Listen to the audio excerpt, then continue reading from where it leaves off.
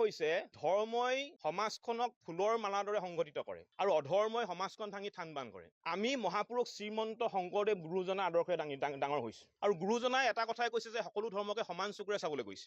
আৰু বৰ্তমান সময়ত হজৰত মহম্মদক লৈ যি ধৰণৰ বিতৰ্ক আৰম্ভ হৈছে, এই বিতৰ্ক কেতিয়াও সমীচীন নহয়, কোনো কাৰণে গ্ৰহণযোগ্য হ'বই নোৱাৰে।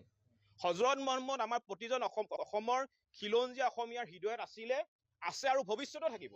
ইয়াক কোনেও মুচি আঁতৰাব নোৱাৰে, ইয়াক কোনেও মুচিব নোৱাৰে, সঁচা কথা।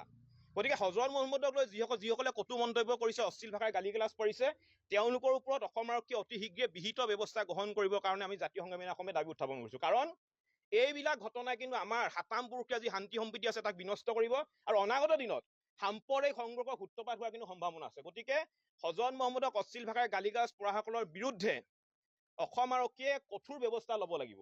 দ্বিতীয়তে আমি আৰু এটা কথা ক'ব বিচাৰিছোঁ, এতিয়া আজানক লৈ বিতৰ্ক হৈছে। কিছু মানুহে বা কিছু সংগঠনে আজান বন্ধ কৰিবলৈ দাবী কৰিছে। এতিয়া নামঘৰত দবা কোবাই আৰু মছজিদত আজান দিয়ে, কি কাৰণে দিয়ে? যে ভগৱানক মনত পেলাবৰ কাৰণে সোঁৱৰাই দিয়ে। ইমান এটা সুন্দৰ চিন্তাধাৰা।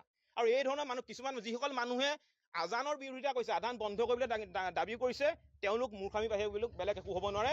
আমি আজান ভাল পাওঁ আৰু আজানক কোনো কাৰণতে আজান বন্ধ হোৱাটো আমি কেতিয়াও নিবিচাৰোঁ।